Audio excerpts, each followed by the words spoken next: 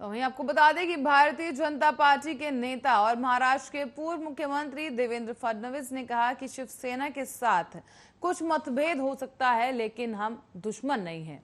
उन्होंने कहा कि राजनीति में कोई अगर मगर नहीं होता। दरअसल फडणवीस से पूर्व सहयोगी शिवसेना के साथ फिर से गठबंधन को लेकर सवाल किया गया था, जिस पर उन्होंने ये बात कही। और ये पूछे जाने पर कि क्या दो पूर्व सहयोगियों के फिर से एक साथ आने की संभावना है, तो इस पर फडणवीस ने कहा कि स्थिति के आधार पर उचित निर्णय किया जाएगा। केंद्रीय गृह मंत्री अमित शाह के साथ उनकी हालिया बैठक और बीजेपी और शिवसेना के फिर से एक साथ आने की संभावना के बारे में पूछे जाने पर फडणवीस ने कहा कि राजनीति में अगर मगर नहीं होता, परिस्थितियों के अनुसार निर्णय लिए जाते हैं।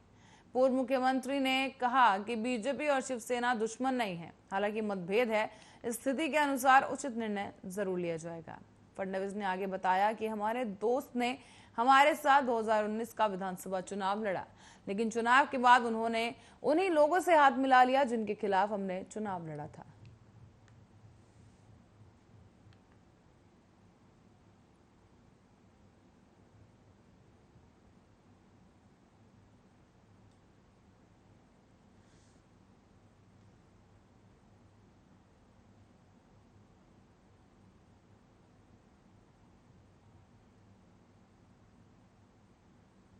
वहीं दिल्ली में आज से खुलने जा रहे हैं स्टेडियम्स और स्पोर्ट कॉम्प्लेक्स, लेकिन शर्तों के साथ। राजधानी दिल्ली में कोरोना के कम होते मामलों के बीच अब सरकार ने अनलॉक की प्रक्रिया को आगे बढ़ाते हुए अनलॉक 6 के लिए दिशा निर्देश जारी कर दिए हैं।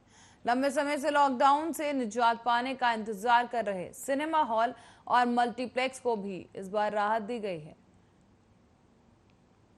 हालांकि सरकार ने अभी भी सिनेमाघर और थिएटर मल्टीप्लेक्स को बंद रहने वाली एक्टिविटीज की श्रेणी में ही रखा है, लेकिन सामान्य तौर पर खुल सकेंगे स्टेडियम और स्पोर्ट्स कॉम्प्लेक्स। स्पोर्ट्स क्लब और स्टेडियम को भी अनलॉक 6 में खोलने की इजाजत दे दी गई है। इसी बीच डीडीएमए की तरफ से जारी किए गए औपचारिक आदेश में कहा गया है कि दिल्ली में आज से स्टेडियम, स्पोर्ट्स कॉम्प्लेक्स खोले जा सकेंगे, लेकिन बिना दर्शकों के। इससे पहले दिल्ली में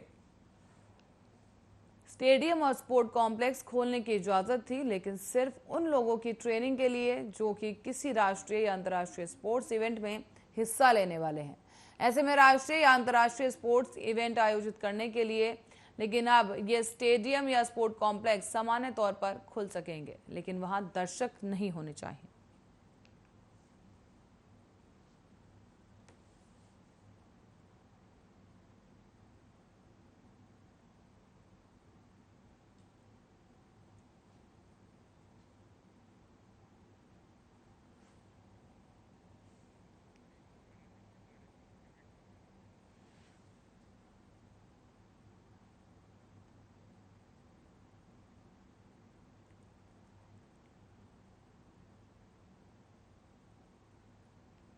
बता दें आपको, कोरोना गाइडलाइंस का पालन करना अनिवार्य होगा। हालांकि अभी भी अनलॉक की प्रक्रिया में छूट दी गई है, लेकिन प्रतिबंध अभी भी कुछ ऐसी जगहों पर जारी हैं जहां पर लोगों के ज्यादा पहुंचने की संभावना है। और ऐसे में दिल्ली में अनलॉक 6 के लिए दिशा निर्देश जारी करते हुए सरकार ने मल्टीप्लेक्स और स्पोर्ट्स कॉम्प्लेक्स को खोलने की इजाजत दे दी है।